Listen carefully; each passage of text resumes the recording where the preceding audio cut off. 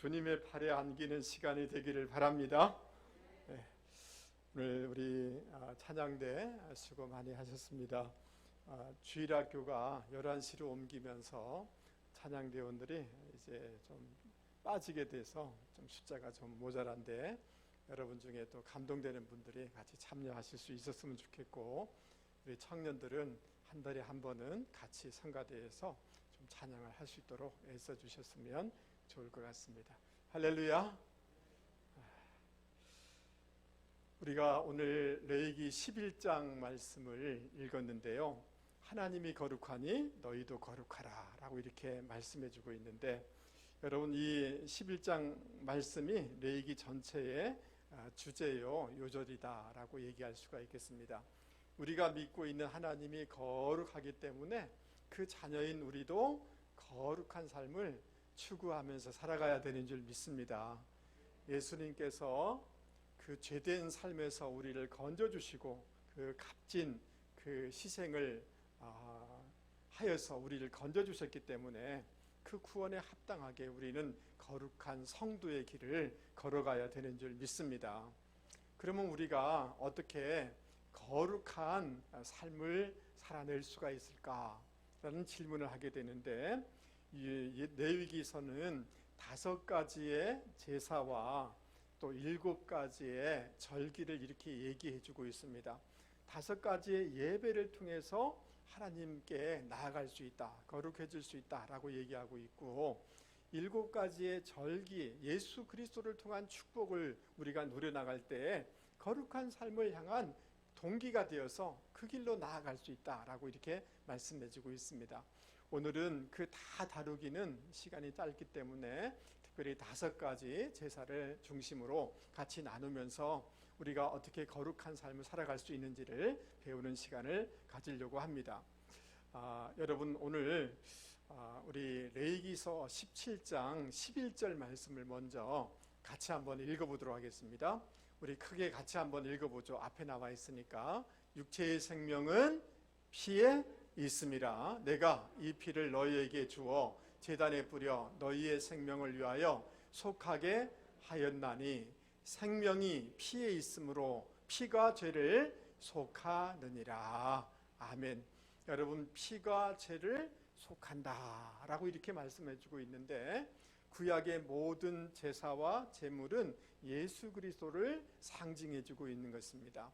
예수 그리스도, 세상 죄를 지고 가는 어린 양 대신 예수님께서 십자가에서 보혈 흘려주심으로 우리의 죄가 사해진 줄 여러분 믿을 수 있기 바랍니다. 우리가 생명을 얻게 되어진 줄 믿을 수 있기를 바랍니다. 여러분 한번 생각해 보세요. 우리가 이 머리로 얼마나 많은 죄를 지었겠습니까?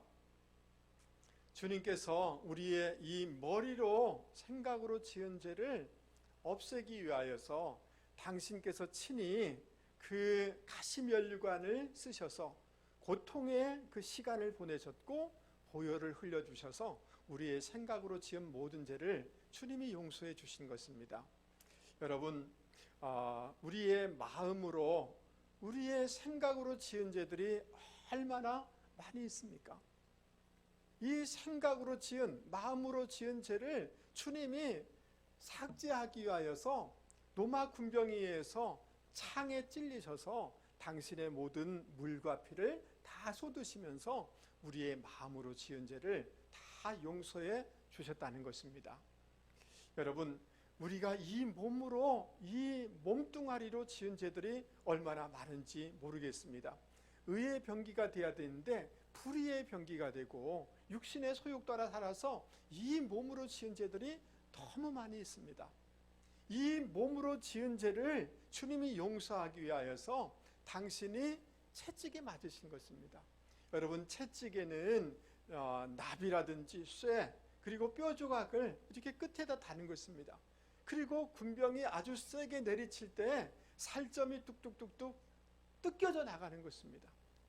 그리고 그 많은 보혈을 흘리심으로 우리의 이 몸으로 지은 모든 죄를 주님이 용서해 주신 것입니다. 여러분, 우리가 이 손으로 못된 짓들을 얼마나 많이 했습니까? 우리가 이 손으로 얼마나 많은 사람들을 판단하고 얼마나 많이 정죄했습니까? 얼마나 남을 탓하였습니까?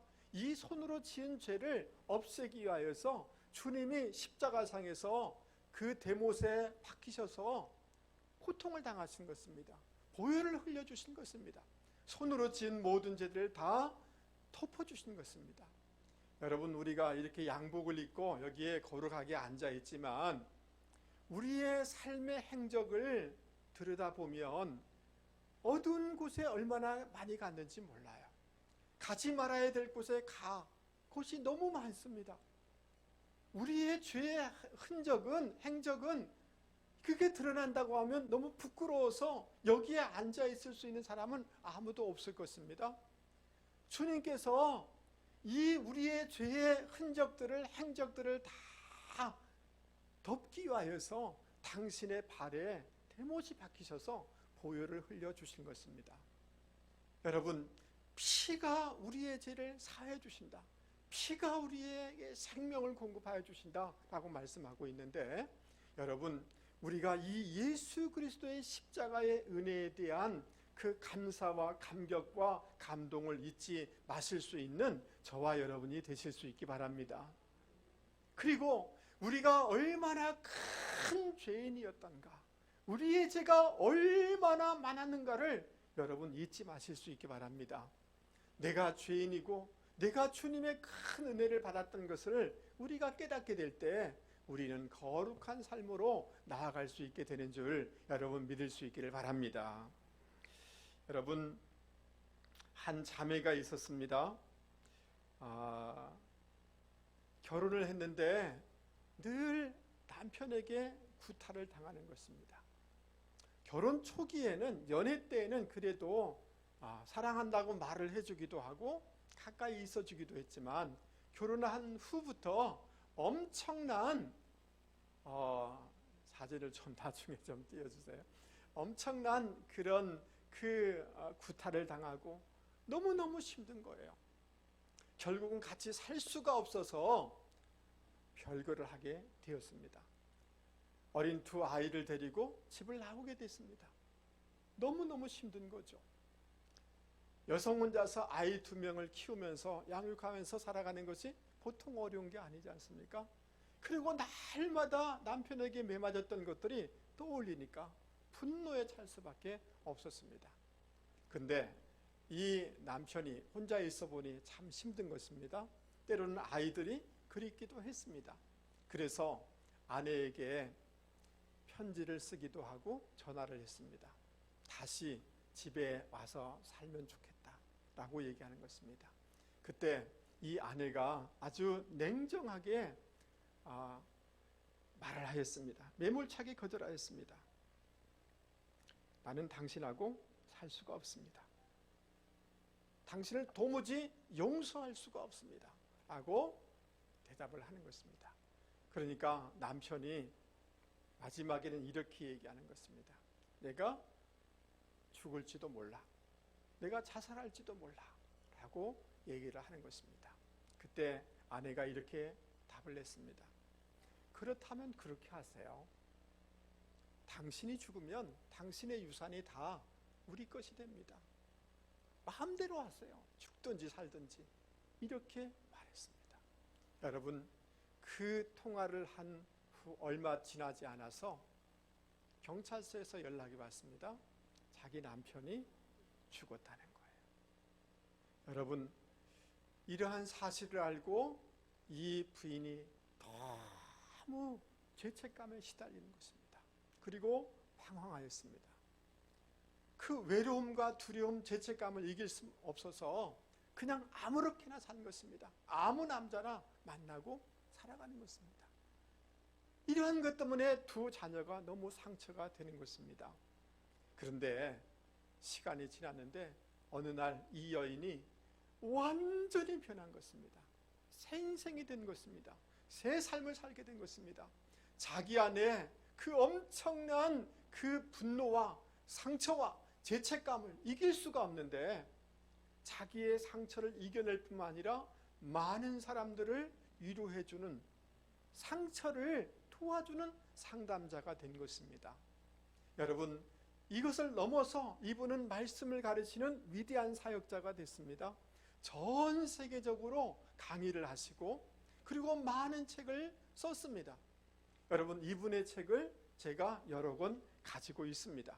그리고 이분은 영적 치유라는 이런 책을 우리 한국에 번역됐는데 이런 책을 이렇게 썼습니다. 여러분, 이분의 이름이 Kay Arthur라는 사람입니다. 여러분, 많은 책을 쓰고 지금도 강의를 하면서 수많은 목회자와 성도를 위로하고 격려하고 새 인생 새 삶으로 나아가도록 돕는 그런 삶이 됐습니다. 여러분, 무엇이 이런 죄책감과 이런 상처와 방탕하게 지냈던 이 삶을 변화시킨 것일까요? 그것은 다름이 아닙니다. 주님의 그 십자가의 그 은혜를 새롭게 깨닫고 주님의 십자가에 대한 감사와 감격과 감동이 그 안에 있을 때 그런 새 삶을 살아갈 수가 있었던 것입니다. 또 한 가지, 내가 얼마나 큰 죄인이었던가를 늘 잊지 않고 주님의 십자가가 너무 크다는 것을 알고 살아갈 때 그런 새 인생을 살아갈 수가 있었던 것입니다. 거룩한 삶으로 나아갈 수가 있었던 것입니다. 할렐루야. 여러분, 우리가 절대 지금 내가 어떤 직분에 있든지 몇십 년 동안 신앙생활을 했든지 상관없이 우리가 절대 잊지 말아야 될 것은 도무지 용서받을 수 없는 죄를 지며 살아갔던 죄인이었다는 것을 여러분 잊지 마실 수 있기를 바랍니다. 또 한 가지, 그보다 더 큰 주님의 십자가의 은혜가 나를 새롭게 했다는 것을 또한 기억하실 수 있는 저와 여러분이 되기를 바랍니다. 여러분, 저는 어릴 적에 너무 충격을 받은 사건이 있어요. 그것은 뭐냐 하면 저희 어머니께서 밭에 일 나가셨다가 집에 돌아오셨는데 여러분, 피를 뚝뚝뚝뚝 흘리면서 돌아오신 거예요. 여러분, 낫을 가지고 밭일을 하시다가 손가락이 잘린 거예요. 그 손가락이 잘린 것을 들고 집에 돌아오신 거예요. 저는 너무너무 가슴이 아팠어요. 왜냐하면 저희 어머니께서 자녀를 위하여 가정을 위해서 이렇게 수고하다가 당신의 손가락이 잘린 것을 보니 너무 가슴이 아프고 통곡을 했어요. 여러분, 저는 참 음악을 좋아합니다. 가수들이 유명한 무슨 이 가곡을 부른다든지 유명한 너무 가사가 의미가 있는 곡을 정말 감동적으로 부르면 저는 막 눈물이 흘릴 정도로 감동을 많이 받습니다. 여러분도 때로는 어떤 드라마를 보시다가 눈물을 흘린 적이 있을 것입니다. 아니, 때로는 어떤 강아지가 주인을 위해서 주인을 건져내고 강아지가 죽었다는 이런 소식을 들으면 여러분 눈물을 흘리셨을 것입니다. 그런데 여러분, 저를 한 번만 보시죠. 내가 엄청난 죄인이었다는 것과 씻을 수 없는 죄인이었다는 것과 그것을 해결하기 위하여서 우리 주님께서 십자가상에서 당신의 모든 살점이 뜯겨나가고 당신의 보혈을 다 흘리시고 우리의 죄, 치욕의 고통을 당신이 받으신 것을 여러분들이 묵상하시면서 여러분, 지금도 감동이 되시는지, 지금도 감사가 되시는지, 지금도 감격이 저와 여러분 가운데 있는지를 묻고 싶은 것입니다. 사랑하는 성도 여러분, 주님의 십자가를 바라보실 수 있기 바랍니다. 주님의 십자가를 묵상하실 수 있기 바랍니다. 나의 이 모든 허물과 죄와 이 모든 것을 덮어주신 주님의 십자가에 대한 감격이 있으면, 감사가 있으면, 감동이 있으면 죄를 이겨나갈 수 있게 되는 줄 여러분 믿을 수 있기 바랍니다. 여러분, 저는 고등학교 때 혼자 도시에 나와서 고등학교 시절을 보냈습니다. 여러분, 저는 대학교 때 혼자 부산에 와서 대학 시절을 보냈습니다. 여러분, 이 젊을 때 얼마나 유혹이 많고 얼마나 죄의 길에 설 수가 있겠습니까? 어머니의 그 희생과 그 수고를 생각할 때 함부로 살아갈 수가 없었습니다. 여러분, 주님의 십자가의 그 사랑과 그 희생과 그 은혜를 우리가 기억할 때 우리는 함부로 살아갈 수가 없는 것입니다. 주님의 은혜를 기억하며 거룩한 길을 걸어가는 저와 여러분이 되기를 주님의 이름으로 권면을 드립니다.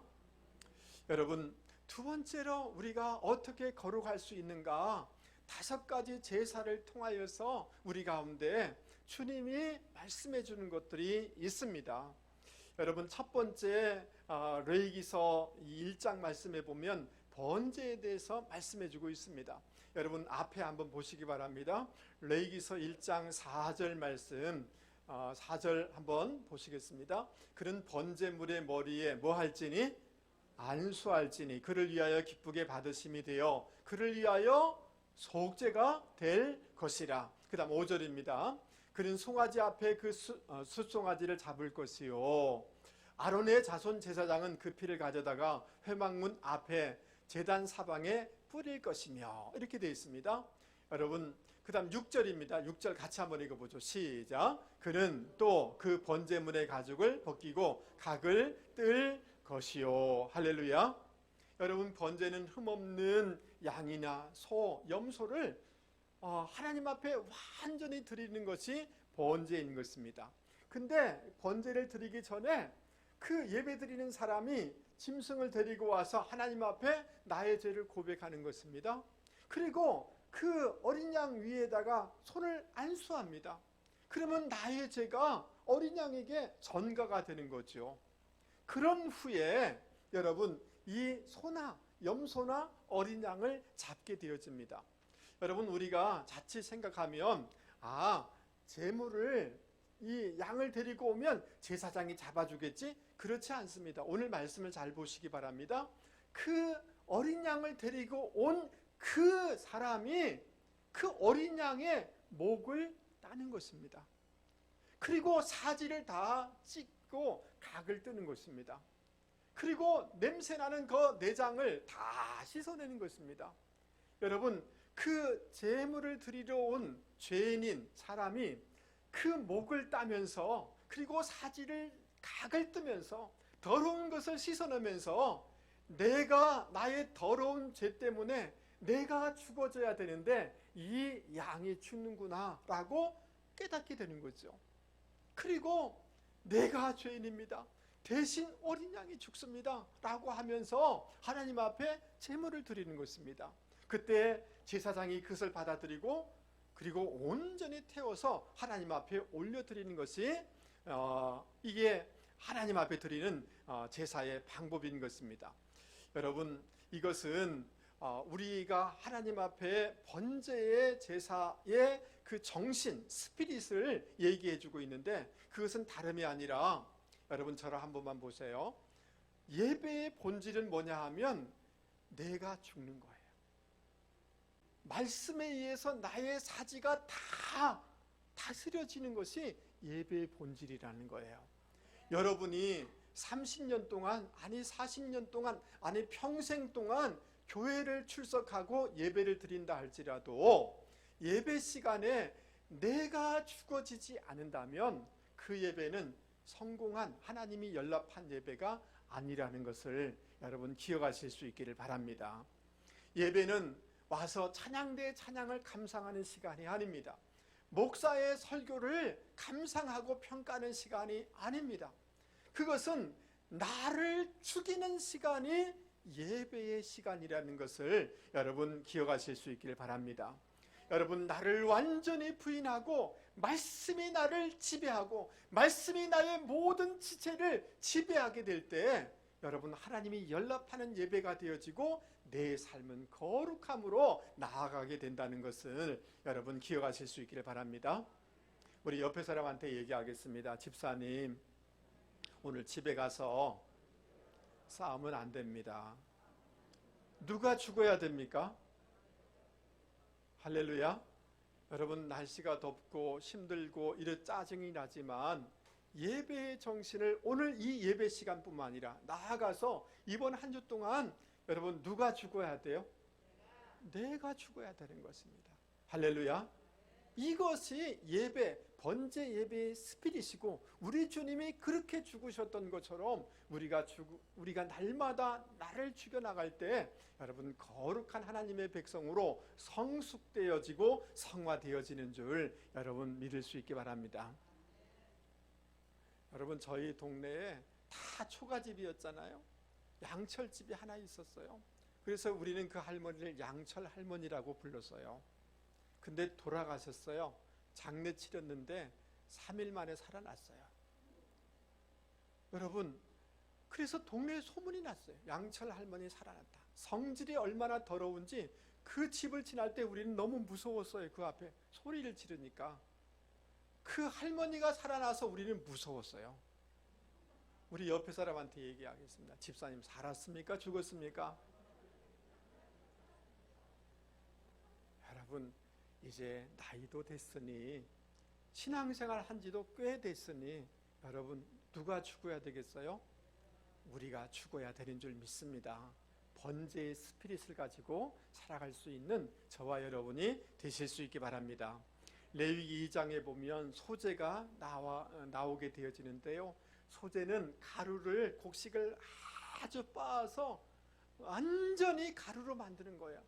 완전히 분말로 만드는 거예요. 그것은 무엇을 말씀해 주고 있느냐 하면 우리의 생각과 우리의 뜻과 우리의 계획을 완전히 갈아내는 것을 뜻하는 것입니다.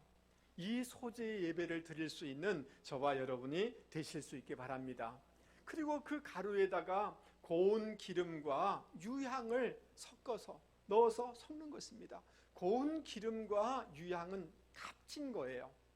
여러분 예배는 나에게 값진 것을 하나님께 드리는 것이 예배의 정신이라는 것을 기억하실 수 있기 바랍니다.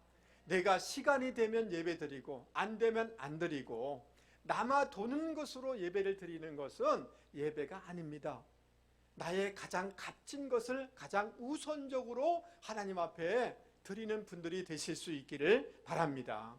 할렐루야. 그런데 여러분 이 예배를 드리면서 레위기 2장에 보면 넣어야 될 것이 있고 넣지 말아야 될 것이 있는데 여러분 절대로 넣지 말아야 될 것은 누룩이에요. 그리고 거기에 꿀을 넣지 말라는 거예요. 여러분 누룩은 부풀리는 거예요. 이 꿀은 그럴싸하게 이렇게 포장하는 거예요.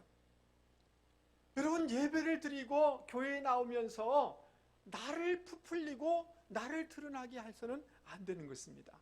반드시 넣는 것이 있는데 소금을 넣어요. 뭘 넣어야 된다고요? 소금은 그 국에다가 소금을 넣으면 소금이 보입니까? 안 보입니까? 안 보이죠. 근데 소금에 간이 있어야 맛이 나는 것 아닙니까? 그래서 소금을 넣는 것은 자기가 완전히 살아나면서 그 맛이 나도록 하는 것이 소금인 것입니다. 그래서 여러분 소제의 스피릿은 무엇인가 하면 나의 생각을 가라는 것입니다. 나의 뜻을 가는 것입니다. 그리고 나를 부풀리지 아니하고 나를 드러내는 것이 아니라 오직 주님만 드러나도록 하는 것이 소제의 스피릿인 것입니다. 여러분 이러한 예배를 드리는 분들이 되실 수 있기를 주님의 이름으로 권면을 드립니다. 할렐루야. 그 기름을 붓는 것은 성령이 나를 지배하는 거예요. 육신이 인간적인 마음이 우리를 지배하면 안 돼요. 그렇게 살아갈 수 있어요. 그렇게 교회생활 할 수 있어요. 누가 말리지도 못해요. 그러나 중요한 것은 하나님이 그것을 안 받는 거예요. 안 받는 거.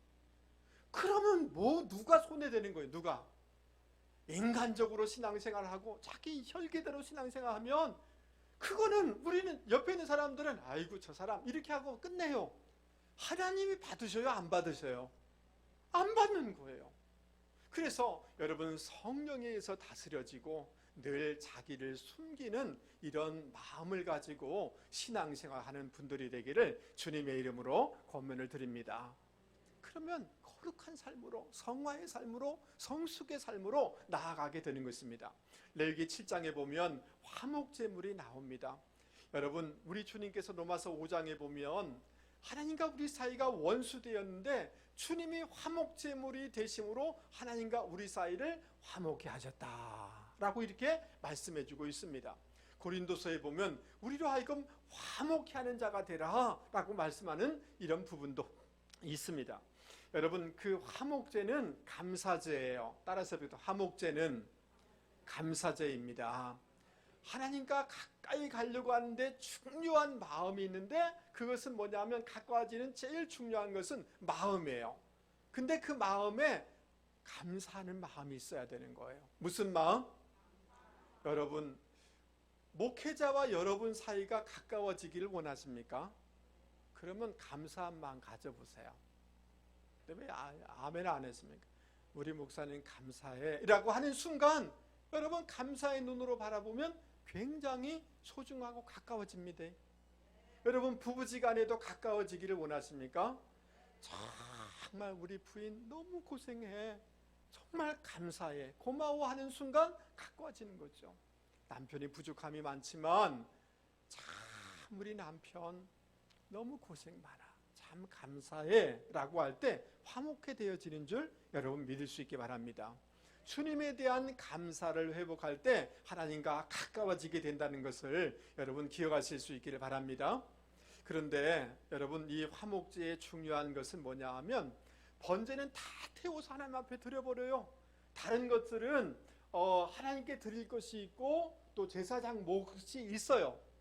근데 화목제는 기름 빼고 제사장에서 가슴과 뒷다리 빼고 하나님 앞에 그 예배 드리러 온 모든 사람이 나누어 먹는 제사가 화목 제사예요. 근데 여러분, 하나님 앞에 이제 화목제물 드리기 위해서 소를 이렇게 드린다고 생각을 해보시기 바랍니다. 여러분, 이 소가 한 700 내지 800kg이 된다고 그래요. 근데 뭐 뼈 빼고 제사장 목 빼고 기름 빼도 여러분 엄청나게 많은 분량이 화목 제물이 아니겠습니까? 자, 그러면 하나님께 드린 후에, 예배를 드린 후에 그 다음 이것을 어떻게 해야 되냐면 나누어서 먹게 돼 있어요. 그래서 우리 권사님 너무 고마워서 제가 뭉텅이 잘라서 드렸어요. 또 이 성가대원들 수고해서 제가 뭉텅이 잘라서 드렸어요. 그런데 이 송아지 700 내지 800 이 킬로그램을 두 사람 준다고 이게 없어졌습니까? 많이 남아있는 거죠. 그렇지 않습니까? 그러면 어떻게 해야 돼요? 화목제물은 감사제일 경우는 그날에 다 먹어야 돼요. 서원제일 경우는 이튿날까지 다 먹어야 돼요. 그것을 다 없애지 아니하면 효력이 없어요. 예배드린 효력이 없어지는 거예요. 하나님 앞에 범죄가 되는 거예요. 그러면 그 다음 누구에게 줘야 돼요? 그냥 그 사람한테, 다른 사람한테, 이웃에게 주는 거죠. 자, 그리고 그래도 남는 거예요. 너무 많이 남는 거예요. 저분이 나에게 섭섭하게 했어. 근데 이거 안 드리면 제사가 효용이 없는 거예요. 그러면 줘야 돼요, 말아야 돼요? 줘죠. 저 사람 나에게 참 저 사람 미웠어. 미운 사람도 어떻게 해야 돼요? 나눠야 돼요. 그래야지 내 예배가 하나님이 연락하는 거니까. 여러분, 무엇인가 나에게 선물을 주고 또 이렇게 하면 마음이 좋습니까? 안 좋습니까? 잘 모르겠다고요? 여러분, 안 받아보셨어요? 받으면 마음이 풀어집니다. 맞아요? 예, 여러분, 화목제를 하면서 내 친한 사람, 내 스타일 이런 사람에게 주죠. 그러나 그렇지 않은 사람도, 미운 사람도, 섭섭한 사람도 다 나누다 보면 화목해 되는 놀라운 역사가 일어나게 되는 거예요. 할렐루야. 그러니까 화목제는 감사의 마음을 회복하는 것이고, 여러분 화목제는 나누는 거예요. 그리고 그 마음은 뭐예요? 여러분, 내가 내 스타일, 내하고 맞는 사람, 나를 따르는 사람뿐만 아니라 아는 사람에게도 내 마음을 넓혀 나가는 것이 화목제의 스피릿이라는 것을 우리는 깨닫게 되는 것입니다. 할렐루야. 여러분, 우리 교회당 이 건물이 이 어떤 회사에서 부도가 나가지고 이 건물만큼 웅덩이가 돼가지고 사람이 빠지면 죽을 그런 위험스러운 곳이었어요. 그냥 양철로 이렇게 막아놓고, 그 다음 여름 되면 여기 냄새나고 모기가 막 생기는 곳이었어요. 그래서 우리 교회가 그래도 여기 인수해서 이렇게 반듯하게 건물을 지었거든요. 할렐루야. 그러면 또 괜찮잖아요. 근데 이 주변 사람들이 막 이 민원을 구청에다 넣으니까 구청 건축가에서 민원 해결하지 않으면 건축 못하게 하겠다. 그래가지고 우리 장로님들이 500만 원, 1000만 원 이렇게 해가지고 이 동네 사람들 다 줘가지고 이거를 해결했어요. 근데 장로님들 마음은 그래도 기쁘게 그거 하시더라고요. 근데 나는 기쁘지가 않았어요. 와, 잠을 못 자겠어요. 왜 저런 사람한테 내가 우리 교회 그 500만 원, 1000만 원을 갖다 줘야 되는 거. 잠을 못 잤어요. 최근에 이 뒤에 뭐 여러 가지 막 풀도 제거하고 가스도 갖다 넣어야 작업해야 되니까 우리 경내에다가 이렇게 계단을 조그맣게 이렇게 했어요. 누가 또 민원을 넣었는가 봐요. 그래서 제가 마음이 막 뒤틀려 가지고요. 아이 고약한 놈 이런 생각이 들더라고요. 그런데 곰곰이 생각을 좀 해봤어요. 예수 믿는 사람이야 교회에 있는 게 얼마나 좋아요. 안 믿는 사람은 교회 옆에서 찬송 부르는 게 좋게 들리겠어요? 불편하겠죠. 그렇지 않겠습니까? 불편한 거죠. 그래서 참 그 입장에서 생각해보니 참 불편할 수도 있겠다라는 생각도 드는 거예요. 그리고 이분들을 가만히 보니 참 인생을 얼마나 어렵게 살겠어요. 참 긍휼의 마음이 생기더라고요. 그래서 우리 권사님들한테 권사님들 가서 필요하기 때문에 필요한 물건이 있어서가 아니라 꼭 이웃에 가서 좀 사주세요. 제가 부탁을 드렸는데 여러분 꼭 사주시기를 부탁을 드리겠습니다. 할렐루야. 제가 이 사건을 쭉 경험하면서 쟤는 키는 멀 때까지 커가지고 근데 마음은 너무 좁은 거예요. 너무 작은 거예요. 제 마음이 너무 작은 것을 깨닫게 되는 거예요. 근데 우리 집사람하고 같이 마음을 나누면 우리 집사람은 마음이 너무 넓은 거예요. 목사가 참 마음이 너무 좁은 거예요. 근데 여러분 고린도서에 보면 사도 바울이 고린도 성도들에게 이렇게 권면하는 것을 볼 수가 있습니다. 고린도후서 6장입니다. 고린도인들이여 너희를 향하여 우리의 입이 열리고 우리의 마음이 그다음 뭐예요? 넓었으니. 그다음 넘겨보세요. 너희가 우리 안에서 좁아진 것이 아니라 오직 너희 심령에서 그다음 뭐예요? 좁아진 것이니라. 13절 내가 자녀에게 말하듯 하노니 보답하는 양으로 너희도 무엇을 넓히라? 마음을 넓히라. 주님, 지금도 저는 저의 큰 과제예요. 마음이 너무 좁아요. 이것은 제가 해결해야 될 문제예요. 화목제를 드려야 될 그런 의무가 저에게 있는 거예요. 여러분은 어떠세요? 여러분의 마음은 어떠세요? 조금만 하면 삐지고 조금만 하면 수틀리고 조금만 하면 어떠세요? 여러분의 마음은 태평양같이 넓으시죠? 여러분 오늘 말씀을 통하여서 감사한 마음 가져라, 마음을 넓혀라 라는 주님의 음성 앞에 아멘, 제 마음을 좀 넓혀가기를 원합니다 라고 고백할 수 있는 저와 여러분이 되기를 주님의 이름으로 권면을 드립니다. 할렐루야. 여러분 이제 그만 미워하세요. 이렇게 남편을 미워하는데 그만 미워하세요. 우리 옆에 사람한테 얘기하겠다. 그만 미워하세요. 마음을 넓히세요. 할렐루야.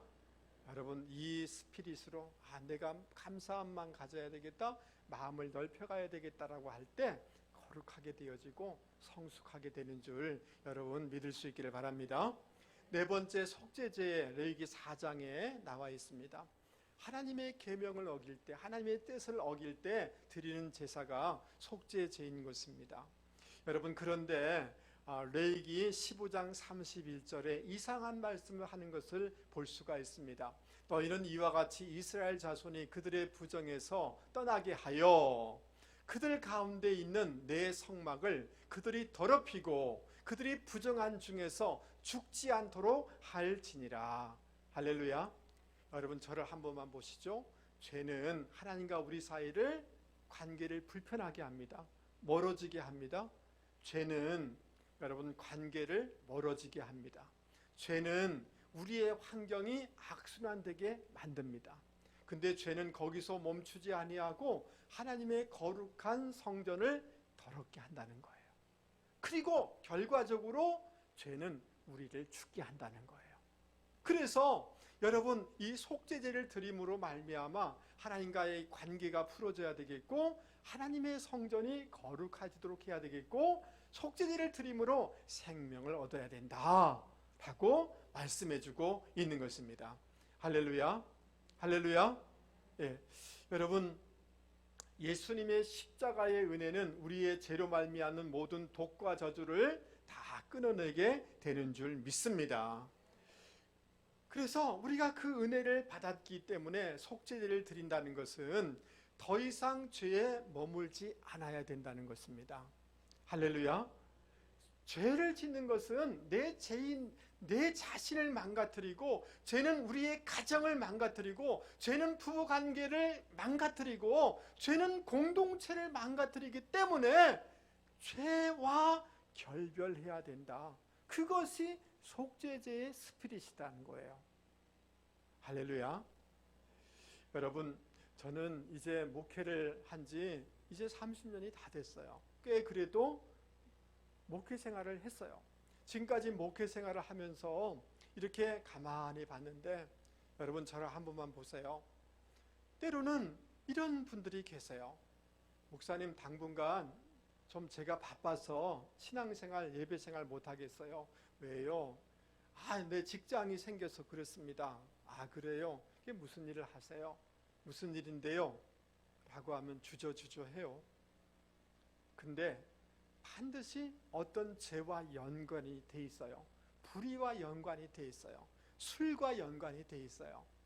그러면 집사님, 힘들지만 그거 하면 안 돼요 라고 하는데 그게 소리가 안 들려요. 돈이 더 눈에 보이는 거예요. 그래서 그 직장 생활을 해나가다가 반드시 법적인 문제가 생기고 가정이 깨어지는 것을 많이 봤어요. 여러분, 좀 부담스럽지만 저를 한 번만 보세요. 우리 자녀가 돈 많이 준 직장에 갔다고 좋아하지 마세요. 죄와 연관되어 있는 것이라면, 하나님이 기뻐하지 않는 것이라면 그런 직업과 직장은 내려놔야 됩니다. 끊어야 됩니다. 죄된 습관과 죄된 생각과 죄된 직업과 죄된 것들을 여러분 과감하게 도려내고 던져버려야 되는 것입니다. 속죄제는 그 죄를 이 죄를 버리는 곳에 가서 드리는 것이 속죄제인데, 그 말은 무슨 말이냐 하면 이 제사를 드리고 죄된 것을 완전히 던져버리라 라는 뜻을 담고 있는 것입니다. 여러분 저를 한 번만 보시죠. 청년들 저를 한 번만 보시죠. 여러분, 하나님이 정말 기뻐하지 않는 죄와 그런 습관과 그런 직업과 그 어떤 관련이 있다면 여러분 믿음을 내셔서 용기를 가지고 그것을 도려내시고 던져버릴 수 있기를 바랍니다. 처음에는 조금 힘들지 모르지만 여러분 놀라운 하나님의 갚아주심과 채워주심을 경험하게 되는 줄 여러분 믿을 수 있기를 바랍니다. 할렐루야.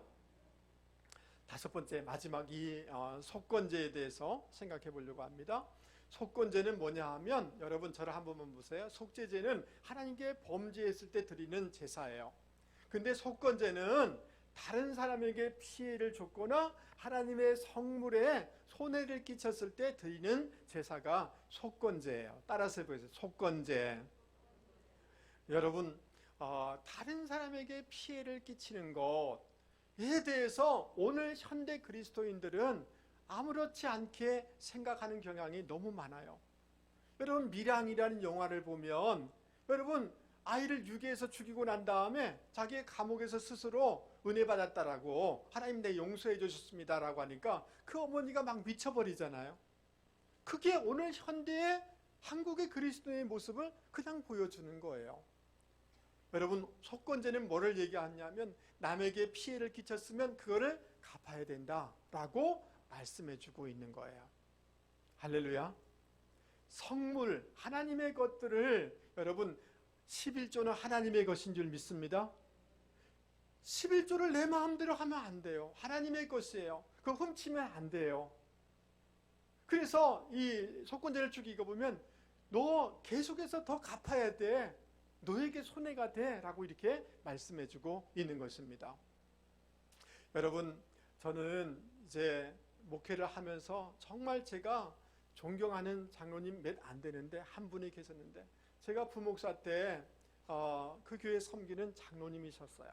수산업을 하는 장로님이셨는데 정말 사업도 잘 돼서 교회 헌금도 많이 하시고 어려운 사람도 도와주시고 교회에 무슨 일이 있다면 기꺼이 헌금하는 그런 분이셨어요. 근데 어느 해인가 여러분 외국에서 수입을 많이 했는데 그 수입물이 완전히 폭락한 거예요. 그래서 부도를 맞게 된 거예요. 그러니까 주변에서 그분을 사랑하는 분들이 장로님 집, 재산 이런 거 다 다른 데 좀 숨기십시오. 그래야지 장로님 살 수 있습니다. 라고 하는 거예요. 아끼는 사람들이 막 그렇게 얘기를 해줬어요. 근데 장로님이 그 말은 고맙지만 저는 그렇게 할 수 없습니다.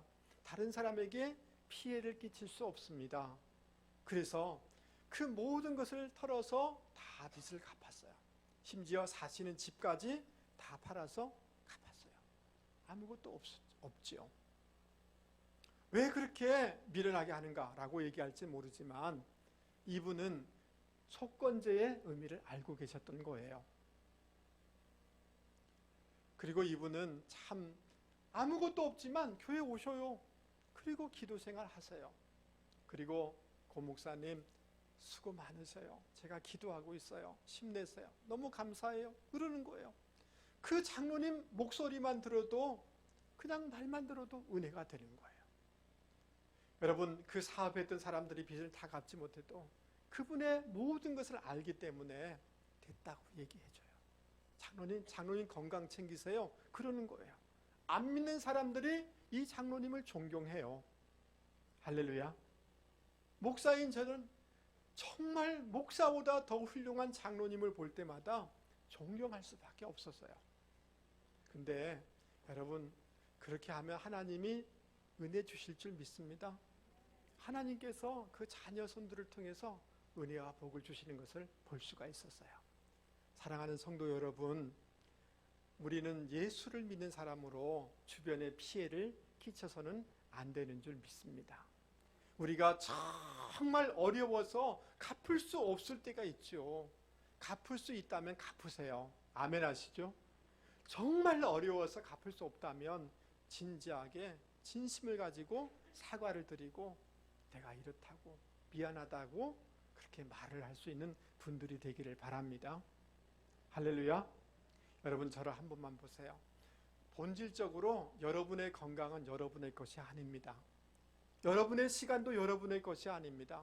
여러분의 물질도 여러분의 것이 아닙니다. 그게 확실한 까닭은 여러분 오늘 여러분의 건강을 하나님이 가져가시면 여러분 내일을 장담할 수 없기 때문에 그렇습니다. 그러기에 우리의 건강과 우리의 물질과 우리의 시간은 다 하나님의 것이기에 성물인 것입니다. 하나님의 영광을 위해서 사용하는 분들이 되기를 바랍니다. 아멘 하시죠? 우리가 남에게 손해를 끼치는 정도, 손해를 끼치지 않을 정도에서 멈추는 것이 아니라 여러분 저를 보십시오. 복의 통로들이, 축복의 통로들이 되기를 소원하실 수 있기 바랍니다. 하나님, 내 직장 생활을 통하여서 내 사업을 통하여서 하나님 주변에 많은 복을 받았으면 좋겠습니다.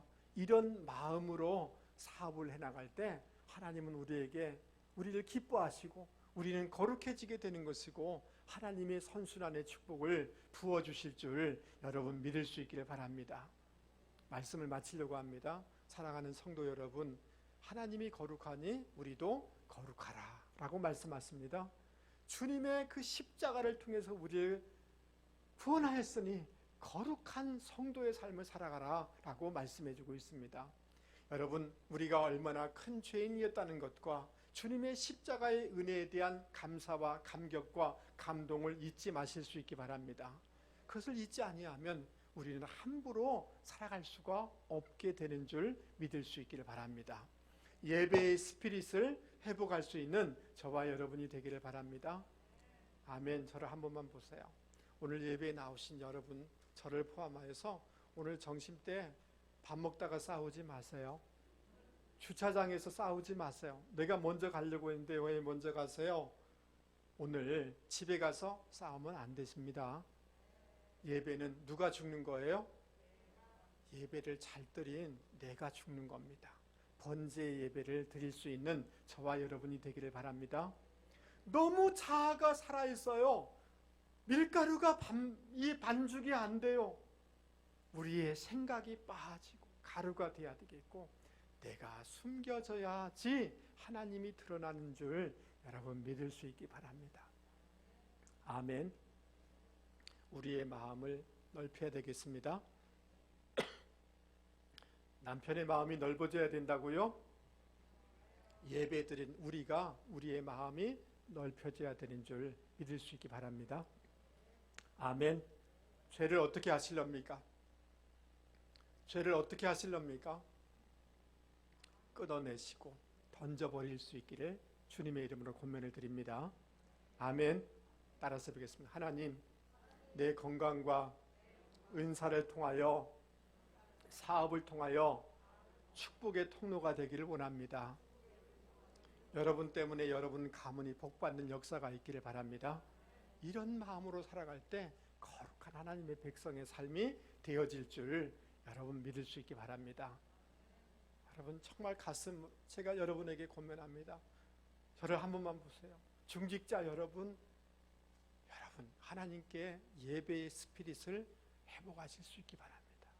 성도 여러분, 교회에서 예배 드리는 것도 소중하지만 예배의 스피릿을 가지고 살아가는 분들이 되기를 주님의 이름으로 권면을 드립니다. 우리 말씀을 생각하시면